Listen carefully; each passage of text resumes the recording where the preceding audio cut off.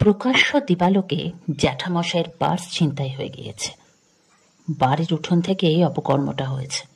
ছিনতাইকারীকে শনাক্ত করা গিয়েছে, কিন্তু ধরা যাচ্ছে না, কারণ সে বড় একটা আম গাছে উঠে পড়েছে, মগ ডালে জুত করে বসে একটা কাঁচা আম খাচ্ছে আর দাঁত খিঁচোচ্ছে।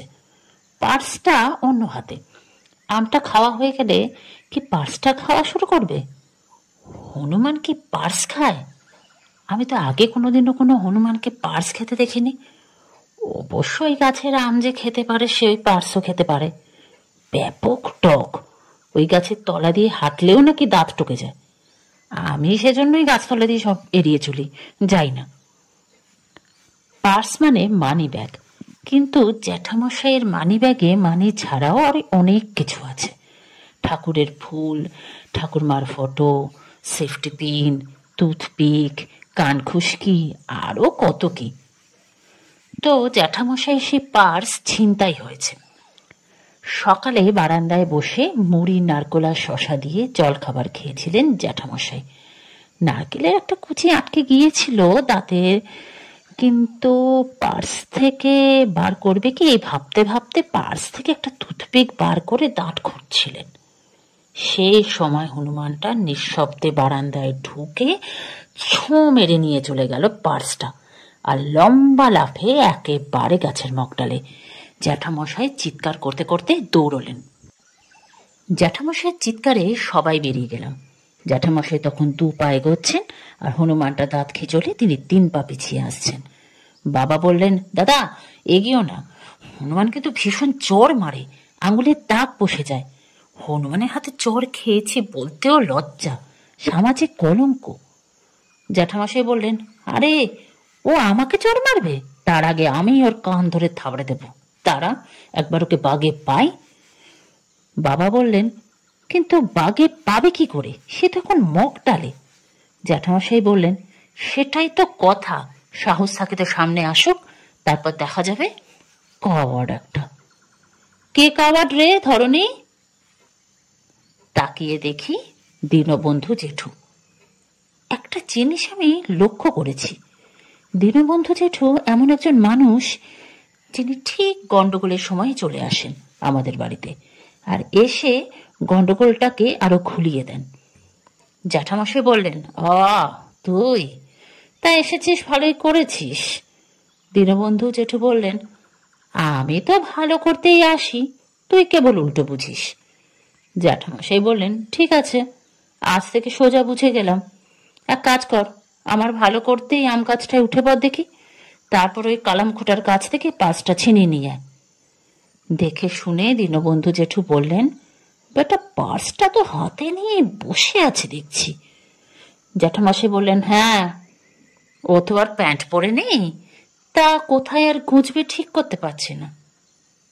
তুই দেরি না করে উঠে পড়, ছোটবেলায় তো তুই হনুমানের চেয়েও ভালো গাছ বাইতিস, পাড়া প্রতিবেশীরা তোর জ্বালায় অতিষ্ঠ ছিল। আম, জাম, জামরুল, এমনকি নারকেল গাছে উঠে পড়তিস তত্তর করে। শুধু তাই নয়, টারজানের মতন ঝুলে ঝুলে একটা গাছ থেকে অন্য গাছেও চলে যেতিস। হনুমানগুলো পর্যন্ত অবাক হয়ে দেখতো, আর তাদের ছেলে মেয়েদের দেখাতো। তাই বলছি, দেরি না করে উঠে পড়। দীনবন্ধু জেঠু বললেন, বড় নস্টালজিক করে দিলি রে ধরনী, সেসব দিন আর কোথায়, আজ কটা সিঁড়ি ভাঙলেই হাঁটু কাঁপে। বাবা বললেন, শোনো দাদা, ওসব আজগুবি চিন্তা মাথা থেকে সরাও, এখন হই হই করে লাভ নেই, এখান থেকে সরে যাই সবাই। ও যখন দেখবে এটা খাদ্যবস্তু নয়, এমনিই ফেলে দেবে, তখন কুড়িয়ে নিলেই হলো। জ্যাঠামশাই বললেন, তুমি কি হনুমানের মনস্তত্ত্ব নিয়ে লেখাপড়া করেছ? কোন বিশ্ববিদ্যালয়ে পড়ানো হয় এটি? বাবা বললেন, যা বাবা, আমি আন্দাজ থেকে বললাম। এ তো তোমার বৃষ্টির পূর্বাভাস নয় যে আন্দাজ থেকে বলে দেবে, ও তো পাঁচটা হাতে উধাও হয়ে যেতে পারে তখন। দীনবন্ধু জেঠু বললেন, তাহলে শোনো, এক কাজ করা যাক, ঢিল ছুরি ব্যাটার দিকে, ভয়ে পার্স ফেলে দেবে। কথাটা মনে ধরল জ্যাঠামশাইয়ের। বললেন, গুড আইডিয়া। দিনও বেশিরভাগ সময় ভুলভাল বকলেও 2-1টা ঠিক কথা বলে দিস, অনেকটা জ্যোতিষীদের মতন। দীনবন্ধু জেঠুর এই প্রস্তাব ভীষণ মনে ধরল আমার। কতদিন তৃপ্তি করে ঢিল ছোড়া হয়নি। ঢিল হাতে কাউকে দেখলেই বড়রা বকাবকি করেন।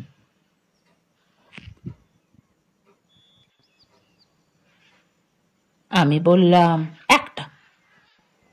খুব অবাক হয়ে গেলেন দীনবন্ধু জেঠু। বললেন, কবে, কোথায়, কি প্রমাণ? আমি বললাম, আমাদের ক্লাসে একটা ছেলে আছে, তার নাম হনুমান।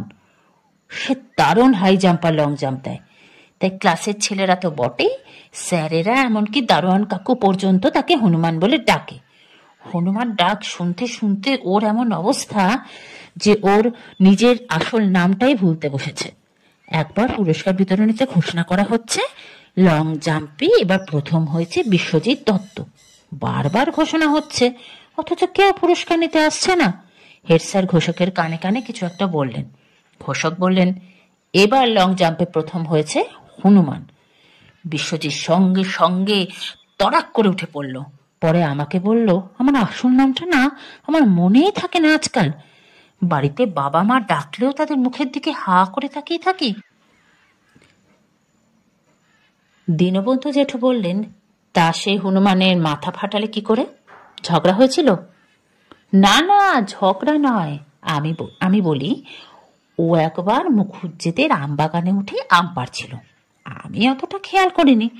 আম পাড়বো বলে একটা ঢিল ছুড়ে দিয়েছি। অল্পের জন্য ফসকে গিয়ে সেটা লাগলো ওর মাথায়। তারপর? আমি বলল, তারপর আর কি? আমি একটু ঘাবড়িয়ে গেছিলাম, কিন্তু গাছ থেকে নেমে এসেই আমাকে জড়িয়ে ধরলো। বলল, আজ আমার হনুমান জন্ম সার্থক। হনুমান হব, অথচ কারোর হাতে ঢিল খাবো না, এটা খুব বেমানা। দীনবন্ধু জেঠু বললেন, বেশ, এ থেকে বোঝা গেল তোমার হাতের নিশানা যাচ্ছে তাই রকমের। আম পাড়তে গিয়ে তুমি বন্ধুর মাথা ফাটাও। আমি মরিয়া হয়ে বলি, ঠিক আছে, আজ তাহলে তেমনই করি, একটা আম লক্ষ্য করে ঢিল ছুরি, সেটা তাহলে হনুমানের মাথা ফাটবে। দীনবন্ধু জেঠু একটু অবাক দৃষ্টিতে আমার দিকে তাকিয়ে থেকে বললেন, তুমি কিন্তু বড় হলে ভালো উকিল হবে। বাবা এগিয়ে এসে বললেন, এই ছোটরা, এখানে কেউ থাকবে না। ছোটরা বাড়ি ভেতর ঢুকে যাও। আহত হনুমান আহত বাঘের চেয়েও মারাত্মক। ঢিল ছোড়ার প্রস্তুতি নেওয়া হচ্ছে। মাঝারি সাইজের কতগুলো ঢিল কুড়োলেন দীনবন্ধু জেঠু। ঢিলগুলো দেখেই হাত নিষ্পিস করছে। বোন বলল, দাদা, তুই এমনভাবে দেখছিস যেন হনুমানে কলা দেখছে। অন্য সময় হলে গাটটা নিশ্চিত ছিল, কিন্তু এই সংকটের মুহূর্তে নিজেকে সংযত করলাম। সিদ্ধান্ত হলো, প্রথম ঢিল ছুড়বেন জ্যাঠামশাই। বয়সে বড়, তার উপর পার্সটা তারই, সুতরাং তার দাবি আগে। বেছে বুঝে একটা ঢিল তুলে নিলেন হাতে। হাতটা একটু ঝাঁকালেন, তারপর বললেন, মারিত গন্ডার লুটিত ভাণ্ডার। এই কথাটা আজকাল কথায় কথায় বলছেন জ্যাঠামশাই। সেদিন একটা আরশোলা মেরে বললেন, মারিত গন্ডার লুটিত ভাণ্ডার। জ্যাঠামশাই 1, 2, 3 বলে সাঁই করে ছুড়ে দিলেন ঢিলটা। ঝনাত করে শব্দ হলো একটা। হনুমানের নয়, ঢিল আঘাত করেছে বসুবাবুর বাড়ির দোতলার জানলার কাছে। বসুবাবু বদরাগী মানুষ, বাড়িতে বন্দুক আছে। বাইরে বেরিয়ে চিৎকার করে বললেন, কে ঢিল ছোড়ে? জ্যাঠামশাই একটু কাঁচু মাচু মুখে বললেন, মানে বাসুদা, হনুমানকে মারতে গিয়ে ওইদিকে চলে গিয়েছে। কোথায় হনুমান? ওই যে আম গাছে। তা এই বয়সে হনুমানকে ঢিল মারছেন কেন? আপনার কি ভাড়া ভাতে ও ছাই দিয়েছে? তা দিয়েছে বলতে পারেন, আমার পার্স নিয়ে পালিয়েছে। বাসুবাবু বললেন, হনুমানরা আজকাল পকেট মারছে নাকি? পার্স তো মানুষের পকেটে থাকে। যত সব বুজরুকি। শুনুন, এরপর যদি আমার বাড়ির দিকে ঢিল আসে, আমিও গুলি চালাবো। শুনে সকলের মুখ শুকিয়ে গেল। বাবা বললেন, দরকার নেই ঢিলফিল ছুঁড়ে, থানায় খবর দাও। জ্যাঠামশাই বললেন, পুলিশ কি হনুমান ধরতে আসবে? পকেট থেকে মোবাইল বের করে বাবা বললেন, চেষ্টা তো করি। আগে কোনোদিন এত কাছ থেকে পুলিশ দেখেনি। আবার যে সে পুলিশ নন, ইনি থানার বড়বাবু। শুনেছি বড়বাবুরা এত রাগী হয় যে জোরে দাবড়ে দিলেই চোর ডাকাতদের পেট গুড়গুড় করে ওঠে, গাছ থেকে ডাব নারকেল খসে পড়ে। এই বড়বাবুকে অবশ্য রাগী বলে মনে হচ্ছে না। টকটকে ফর্সা গায়ের রং, নাকের নিচে প্রজাপতি গোঁফ, মুখে একটু আলতো হাসি। বাবা ফোনে একবার বলতেই চলে এসেছেন বড়বাবু। তার বক্তব্য, এদিকে চোর ছাচোর তো নেই বললেই চলে, চুরি ডাকাতিও নেই, তাই কাজও নেই। সারাদিন বসে বসে শুধু হাই তোলা, মাসের শেষে সরকারের কাছ থেকে বেতন নিতে লজ্জা করে। বিনা পরিশ্রমে পাওয়া টাকা নাকি কপালে সয় না, তাই ছিনতাই হয়েছে শুনেই তিনি ছুটে এসেছেন। মানুষ হনুমান ভেদাভেদ করেননি। বাড়ির সামনে একটা প্লাস্টিকের চেয়ারে বসে আছেন বড়বাবু।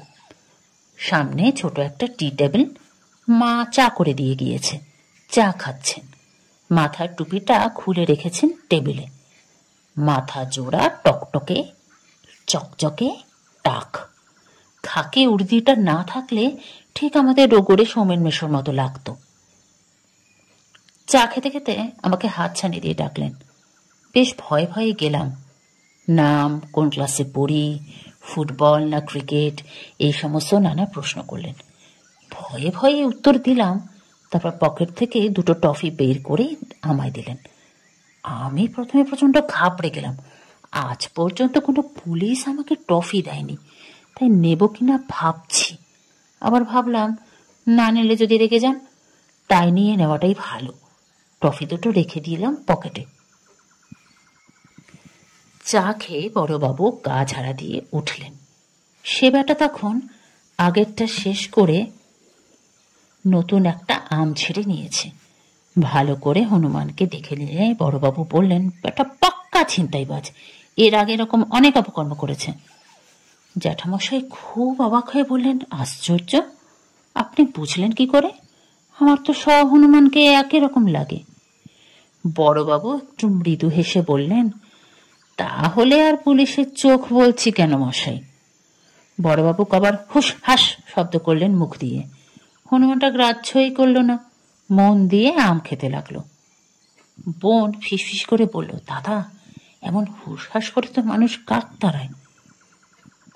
বড়বাবুর কাছ থেকে সদ্য দুটো টফি পেয়েছি, তাই বড়বাবুর বিপক্ষে কিছু বলতে মন চাইছে না। বললাম, ওদের অনেক রকম কায়দা থাকে, তুই কি বুঝবি? দীনবন্ধু জেঠু বললেন, একটা গুলি ছড়ুন না। বড়বাবু আঁতকে উঠে বললেন, পাগল হয়েছেন নাকি? মরে টরে গেলে কি হবে? এখন বন্যপ্রাণী হত্যা আইনত নিষিদ্ধ, জানেন? কোন রকম বন্যপ্রাণী, সে যত বড়ই বা ছোট হোক না কেন, মরলেই জেল জরিমানা। বন দপ্তর একেবারে মুখিয়ে আছে। জ্যাঠামশাই বললেন, আমরা যে মশা মারি, মশাও তো বন্যপ্রাণী। বড়বাবু গলা একটু নামিয়ে বললেন, সত্যি বলতে কি, মশা নিয়ে আমারও মনে একটু ধন্দ ছিল।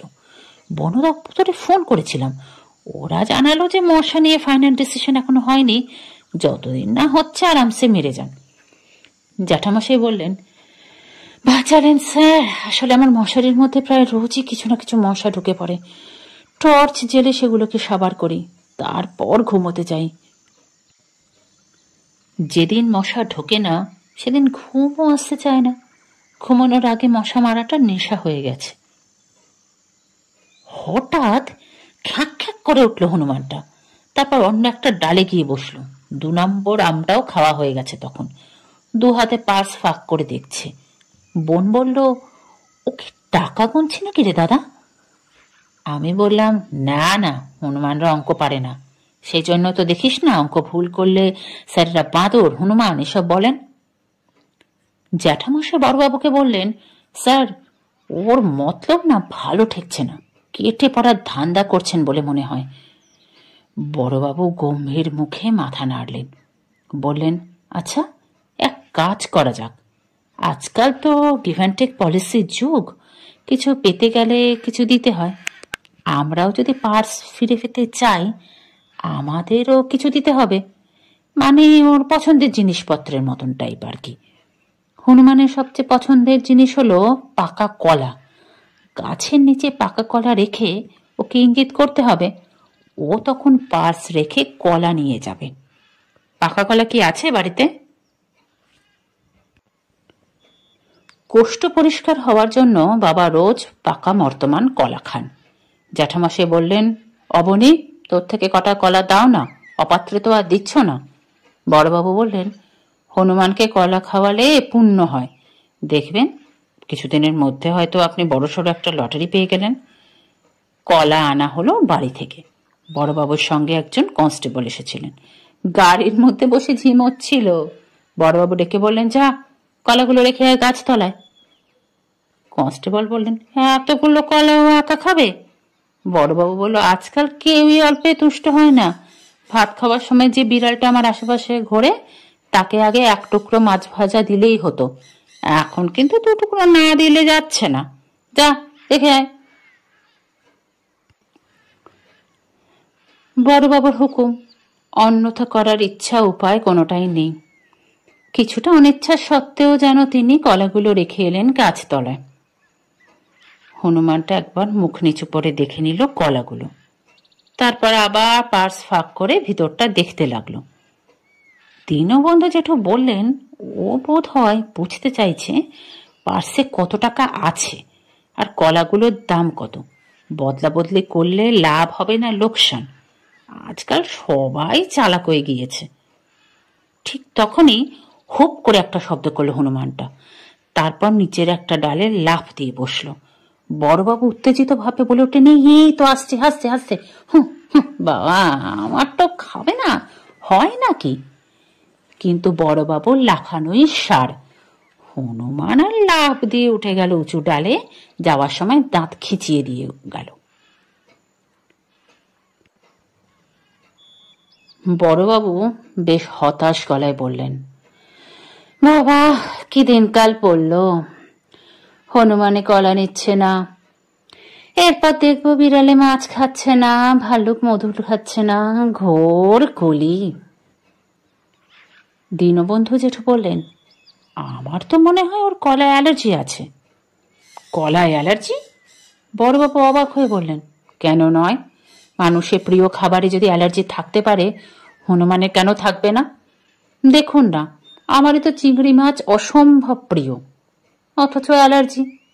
ওরও তেমন কিছুতে অ্যালার্জি হয়তো, আগে হয়তো কলা খেয়ে কিছু হয়তো সমস্যা হয়েছিল। জ্যাঠামশাই বললেন, ভ্যালিড পয়েন্ট, ডিম আমার খুব পছন্দের, কিন্তু অ্যালার্জির জন্য ডিম খেতে পারি না। বড়বাবু একটু অসহায় গলায় বললেন, তাহলে? দীনবন্ধু জেঠু বললেন, আমার মনে হয় আলু দিয়ে একবার চেষ্টা করা যাক। বড়বাবু বললেন, আলু? হ্যাঁ আলু, আমি দেখেছি আলুর ওপর না ওদের খুব ঝোঁক, প্রায় রান্নাঘর থেকে আলু নিয়ে পালায়। জ্যাঠামশাই বললেন, ঠিক, আলুতে ওদের খুব নোলা, আমাদের বাড়ি থেকেও আলু নেয় সুযোগ পেলেই, বৌমারা চিৎকার করে। অতএব কলা সরিয়ে 4টে বড় বড় সাইজের আলু রাখা হলো গাছের নিচে। সব সেই কনস্টেবলে রাখলেন। এবারও তার কোনো হেলদোল নেই, হাতে পার্স নিয়ে চুপ করে বসে আছে আর মাঝে মাঝে দাঁত খিচুচ্ছে। দীনবন্ধু জেঠু একটা গলা তুলে বললেন, ওরে বাবা কালামুখো, এই এক্সচেঞ্জ অফারটা নিয়ে নে, আলু এখন 40 টাকা কিলো, ঠকা তোর হবে না। কিন্তু এই এক্সচেঞ্জ অফারেও ফিরিয়ে দিল হনুমানটা। বাবা বললেন, মনে হচ্ছে হনুটার ডায়াবেটিক্স আছে, তাই ডায়েট থেকে আলু বাদ দিয়েছে। আজকালকার ছেলে ছোকরাদের মতন ও দেখছি খুব স্বাস্থ্য সচেতন। বড়বাবু প্রায় লাফিয়ে উঠলেন, হয়েছে কি? কি হয়েছে স্যার? বাবা জিজ্ঞেস করলেন। উপায়? আপনাদের বাড়িতে কপি আছে? ফুলকপি, বাঁধাকপি, যা কিছু হলেই হবে। হনুমানের আরেকটা নাম কপি, রামায়ণে এদের কপি সেনা বলা আছে। সুতরাং আমরা যদি কপির টপ দিই, বেটা খাবে। গতকালই বাজার থেকে বড় একটা ফুলকপি এনেছে বাবা। আজ রাতে ফুলকপির রোস্ট হওয়ার কথা। বোন ফিসফিস করে বলল, দাদা, রোস্টের কি হবে তাহলে? আমি বললাম, শোন, কপির বদলে যদি পার্স ফেরত পাওয়া যায়, তাহলে জ্যাঠাই মশাইকে বলবো মাংস আনতে, রাতে মাংস হবে। জ্যাঠামশাই দৌড়ে গিয়ে কিচেন থেকে কপিটা নিয়ে এলেন। নজর ধরা কপি বটে, একেবারে টাইট। বাবা নাকি অনেক বেছে বুছে কিনেছেন। বাবা চুলচুল করে তাকাচ্ছিলেন কপিটার দিকে। দেখেই বোঝা যাচ্ছে কপির এই পরিণতি মেনে নিতে পারছেন না। জ্যাঠামশাই নিজে গিয়ে কপিটা রেখে এলেন গাছতলায়। বললেন, হনুবাটা লক্ষ্য করেছে ব্যাপারটা। জ্যাঠামশাই বললেন, আহ আহ তু তু তু তু তু। বলার সঙ্গে সঙ্গে কোথা থেকে পাড়ার একটা নেড়ি দৌড়ে এসে ল্যাজ নাড়তে লাগলো। দীনবন্ধু জেঠু বললেন, নাও ঠেলা, সামলাও। জ্যাঠামশাই একটু অপ্রস্তুত হাসি হেসে বললেন, আসলে কোনোদিন আগে হনুমানকে খেতে ডাকিনি তো, কুকুরকে ডেকে ডেকে অভ্যেস, তাই এটাই মুখ দিয়ে বেরিয়ে গেছে। বাবা বললেন, হাট হাট হাট করে তাড়ানোর চেষ্টা করছিলেন কুকুরটিকে। কুকুরটা গ্রাহ্য না করে ল্যাজ গুটিয়ে বসে পড়ল। বাবা আরো জোরে হ্যাট হ্যাট বলতেই এক কাণ্ড ঘটে গেল। পাশের তেঁতুল গাছে আর একটা হনুমান লুকিয়ে বসেছিল। এতক্ষণ কেউ খেয়ালই করেনি সেটা। সে হঠাৎ গাছ থেকে নেমে এলো বিদ্যুৎ গতিতে, কপিটা নিয়ে সোজা উঠে গেল বাসুবাবুর দোতলার ছাদে। আর ছিনতাইবাজ হনুটা ভয়ঙ্কর ক্রোধে দাঁত কেমড় করতে করতে তেড়ে এলো আমাদের দিকে। তার সে রুদ্রমূর্তি দেখে যে যেদিকে পারল দৌড় দিল। জ্যাঠামশাই ঘোরাচ্ছেন, দৌড়তে দৌড়তে পা মচকে গিয়েছে। দীনবন্ধু জেঠু পুকুরে ঝাঁপ দিলেন, ভিজে জামা কাপড়ে ঠক ঠক করে কাঁপছেন। বাবা চশমা কোথায় ছিটকে পড়েছেন খুঁজে পাচ্ছেন না। কুকুরটা বেশ নিরাপদ দূরত্বে দাঁড়িয়ে ঘেউ ঘেউ করছে, কিন্তু বড়বাবু কোথায়? খোঁজ খোঁজ, সবাই খুঁজছে বড়বাবুকে। দীনবন্ধু জেঠু বললেন, আচ্ছা বড়বাবুকে তুলে নিয়ে যায়নি তো? যা বীর হনুমান। জ্যাঠামশাই বললেন, সর্বনাশ। তারপর উঁচু গাছে ওঠার পর যদি হাত ফসকে পড়ে যায়, প্রাণ বেরিয়ে যাবে যে। বাবা বললেন, মানুষ তুলে নিয়ে গেছে হনুমানে, কিন্তু শুনেছি নাকি ওরা নাকি প্রথমে উকুন বেছে দেয়।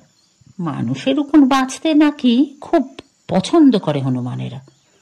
জ্যাঠামশাই বললেন, কিন্তু বড়বাবু তো টাক, উকুন পাবে কোথায়? সেটা অবশ্য একটা কথা। আমি কিন্তু জানি বড়বাবু কোথায়।